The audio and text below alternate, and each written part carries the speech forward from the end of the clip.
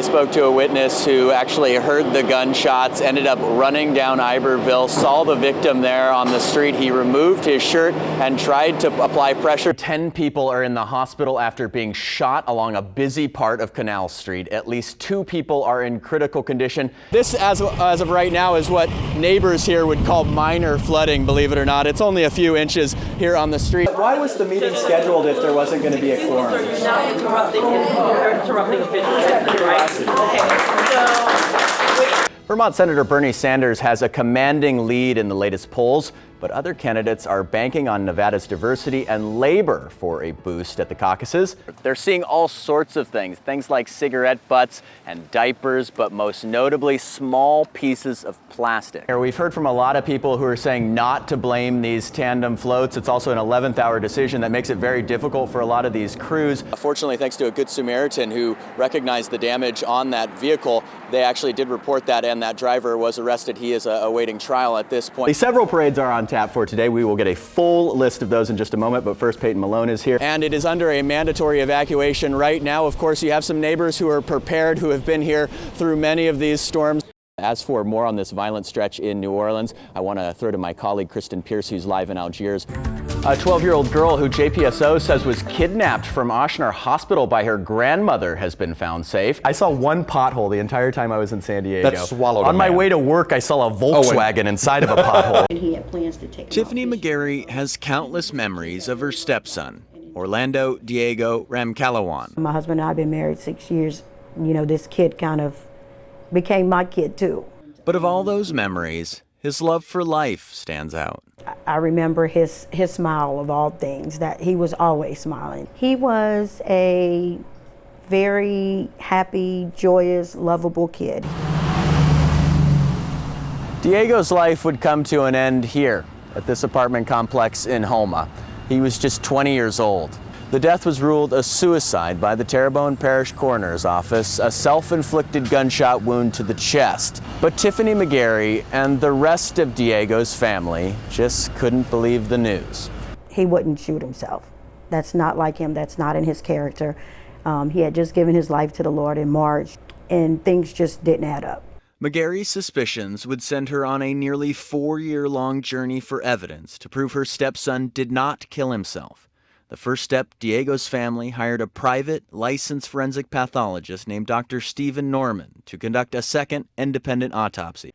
So Dr. Stephen Norman did the independent autopsy, and he called my husband and told my husband that there was no way possible that Diego shot himself, and that not only was he shot, but he had several stab wounds, and that he referred to as defense wounds. Dr. Norman's report said Diego had 2 wounds consistent with knife wounds, and that no gunpowder or residue was found on his hands.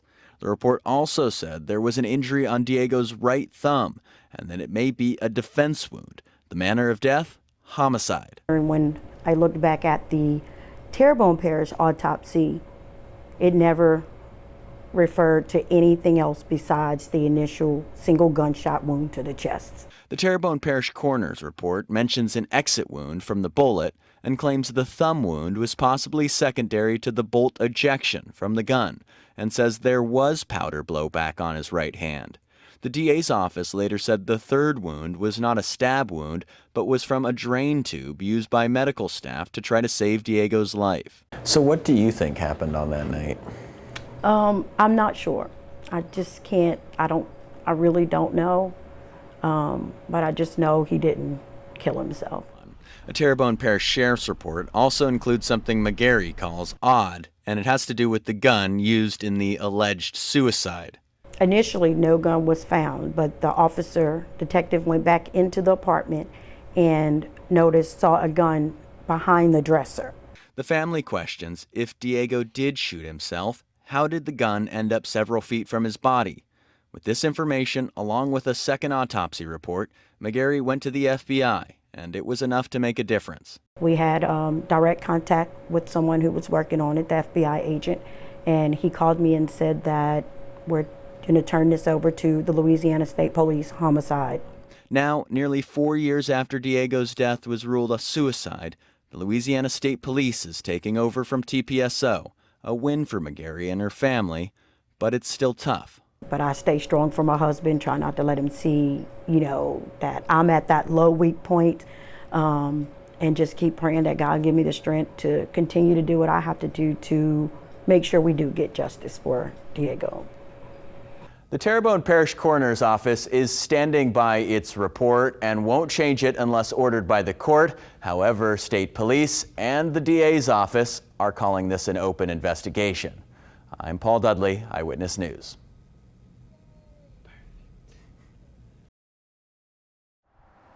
I was never able to say grandpa, Never was able to say grandfather. The story is one Roy Brooks Jr. has told many times. Each time is hard. He tells the story anyways. It's not feeling any lighter because this history we have to keep passing on. It was February 27th, 1948, 8 years before Roy was born. His grandfather, Royal Cyril Brooks, a union worker, was getting on a bus here in Gretna. A woman put her 5 cents in only to realize she was on the wrong bus. Royal gave her his nickel so she could get off and ride another bus while he could ride on her nickel. The bus driver, however, didn't like this very much. That's when Gretna police were called. Patrol officer Alvin Bladsacker arrived and witnesses say he ordered the unarmed 44-year-old off the bus and walked him down to where this post office now sits and shot him in the back. He left home thinking he was going to have a wonderful day at work. Lost his life over 5 cents. The case did eventually go to trial. The defense argued Royal hit the policeman and appeared to be reaching for a weapon. The trial lasted 2 hours, deliberations only 7 minutes before the all-white, all-male jury acquitted Bladsacker. It seemed like there would be no justice for the Brooks family. Then, some 7 decades later, a photo from the Louisiana Weekly changed that. It shows the moments after Royal Brooks's death.